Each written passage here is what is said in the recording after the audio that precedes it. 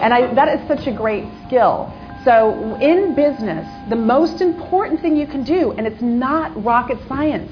It's not rocket science to listen. Your customer will tell you what they want. And that is one of the most valuable things that you can have. So as far as buzzwords go, and what the things that we do, and I can tell you disclaimers, is the words help. Like if you're, we can help you, and this is going to catapult and say, you'll make millions. It just depends on what your product is. You want to create passion and excitement. Okay? Everyone in this room, no matter what you're selling, you can sell ice to an Eskimo. If you are passionate and enthusiastic about it, this Eskimo does not need ice. But you're going to tell him how amazing that piece of ice is.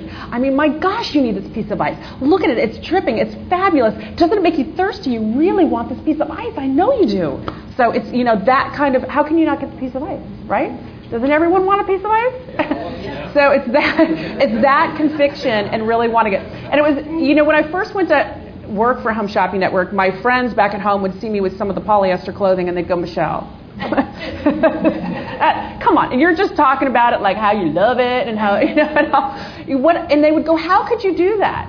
How could you? And I said, you know what? I put my head in the person who would like it and why they would like it. And that's where I come from, and that's how I sell it to them. So it's washable, it's easy to care for, it's so comfortable, all of those things. You just think of all of those things for that person. You don't have to like it or need it at all, and it's just something that you can picture or get into the head of that person. And that, I can't stress that enough, is to know who you're selling to. That's all you have to do. And we always went by the rule of, and I'm sure a lot of you in here know the with them and with it. Okay, what's in it for me and what's in it for them?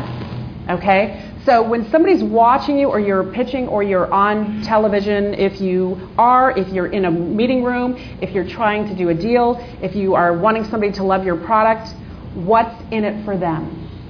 And so many times what we do is we're thinking our value, what's in it for us.